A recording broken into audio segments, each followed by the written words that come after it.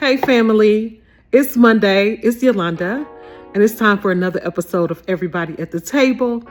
I am back from Japan. That's where I was. I keep saying it like that. I don't know why I have that accent on Japan, but I am also testing out a new mic situation today, just trying to switch up the podcast a little bit, and you can see I'm visual. What I have found out is that when I go to church, I got to dress up, right? And so if I film when I go to church, then I'm presentable to have a video podcast versus doing it just audio. But I am super excited to be back. Japan was amazing. It was a great adventure. I went for my birthday and I took a group with me. And so it was really a really good time. I learned so much. I did so many cultural things, from the temples to a matcha ceremony, because matcha is more than just a green drink. It actually has symbolism and significance in the Japanese culture. It's funny that I just came back from Asia, and I want to talk a little bit in this podcast about something that's happening in the broader community around Asians and African Americans and a current boycott. I don't know if you all been keeping up with the case in Columbia, South Carolina, of a Black teen in 2023 by the name of Cyrus Belton, who went into a local store, a Shell gas station that was owned by Rick Chow. Chow was an Asian American. Cyrus was a 14-year-old African American boy. The young man went into the store with the backpack, and surveillance video shows that they were watching him, concerned that he would shoplift. And he had a backpack on. I think there's testimony that they asked him to exit the store with the backpack on, to which he did. And the owners, Rick Chow and his son, followed the young man out of the store and chased him about 130 yards. And this is where it gets a little sketchy. Prosecutors acknowledged that Cyrus had a gun, but he never pointed it at the Chows. But Mr. Chow fired his weapon and shot the young man, and subsequently he was murdered over the idea that he possibly stole bottles of water. The prosecutors charged Mr. Chow with the murder and manslaughter of Cyrus Belton, and for 2 years or 3 years now, the community has been waiting for a verdict in this case. And on last week, Mr. Chow was found not guilty of murder and was given acquittal based on a self-defense claim that he only fired his gun because Cyrus Belton actually lifted his weapon toward him.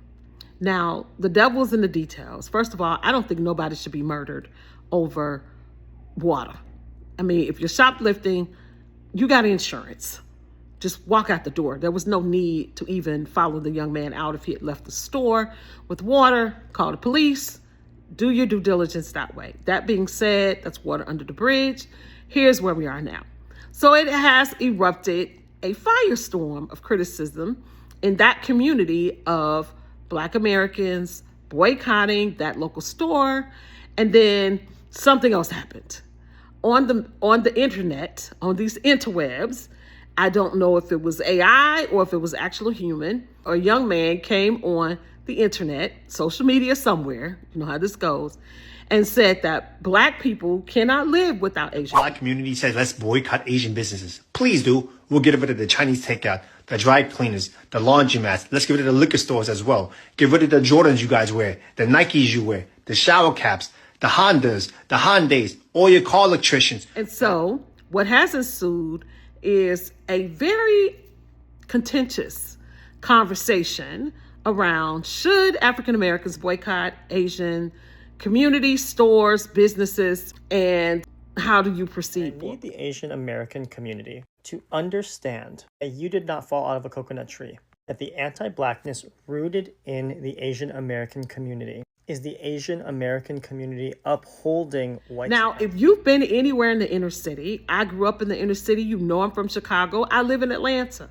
While I don't live in Atlanta proper, even in my own community, a lot of the smaller convenience stores are owned what appears to be by Indian Americans or Asian Americans. They certainly have a retail foothold in small business stores. And there's many reasons for that, but that is the landscape currently.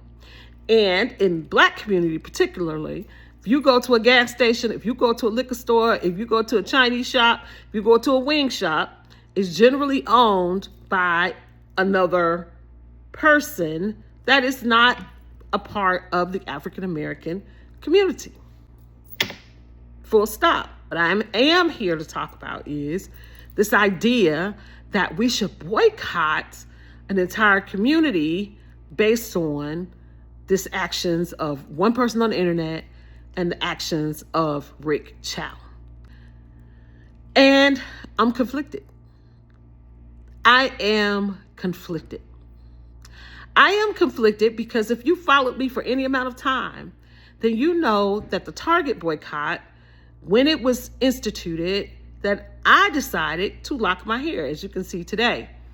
And primarily the reason I made that decision was because I know that, in my opinion, the Asian community has been extremely silent about the abuses that occurs through racism, otherism, all the isms in the larger community. When we talk about creating opportunity for other people, I don't see it. I do not see an active role. The Asian community, when they get jobs, they keep it all within their own lane. That's a problem for me because I believe in creating access for all. And so quite some time ago, I decided personally to redirect my personal funds, where I spend, where I go. But if it's related to any small business money that I'm spending, I'm directing it toward number one, Black women. Number two, African Americans. And you may say, Yolanda, well, you're discriminating. Not so. Because in my opinion, I don't think I am. African Americans are the smallest landscape of small business owners in this country. I'm leveling the playing field. And I believe that intentionally for me, that I want to make sure that African American businesses survive, that they're sustainable, and I patronize them intentionally because I believe diversity is intentional to ensure that they have a foothold in the larger game. There's no shortage of Asian-owned businesses in this country, particularly in the retail space, in the restaurant space, the small business space. I want to see everybody play in the same playing field. So I direct my funds toward particularly Black women or African American businesses. However, do we boycott an entire community over one person's choice, decision, or one person's claim on the internet? My only disappointment in the Black community, it kind of goes back to the Target conversation, is that boycott can't be a last-ditch solution to how we approach and strategize our game plan to grow and to be more effective. It can't be anger, because boycotting is hot passion. It comes out of anger. It comes out of frustration. And even when our ancestors did it, they didn't do it as a first call. They tried to negotiate. They tried to sit down. Boycotting was a tool they used as a final straw. You have not heard our complaints. You have not heard our cries. Therefore, we're going to disinvest and retract from this part of the community or the economic cycle or whatever it was they were doing. It can't be a first cry all the time. Also, there were so many Black businesses doing business, nail techs, hair salons. Look, why weren't you patronizing them before somebody get on the internet and say you can't live without me? Like, what is that?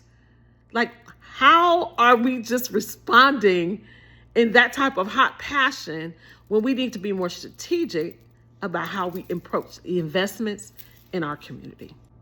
One thing to know, you have never heard of the model minority concept that a lot of Asians have adopted in this country. Is they were basically sat down and said, hey, don't be loud like the Black people. Don't fight for your freedoms like them. If you be quiet, we'll give you something.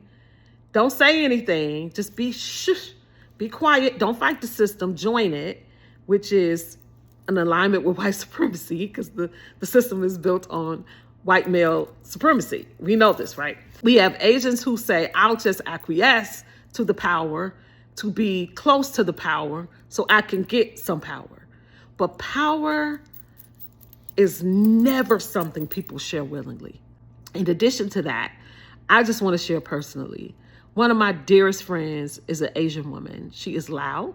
She is my sister from another mister. She's one of my best friends. And so I know that we cannot label an entire community by one person's actions, one person's inflammatory words, because we're better together than we ever were apart. And if we are going to create space for people at the table, that means everybody. So even to my Asian community that listens to this podcast, y'all got to create some space and start being more vocal about the mistreatment of others and not just the mistreatment of your community. And you have to be able to create space to bring others along, because as long as I see that you're not inviting people to the table, I'm going to get up and go someplace and sit and spend and dine elsewhere. Those are my thoughts. I would love to hear you. Maybe you have or have not heard of this conflict or the conversation that's going on right now, but I would love to hear your feedback. What do you think about this? Are you a part of the community that's boycotting? Do you think it's over the top and overrated? Where do you stand in the conversation? Until next time, take care and dine well.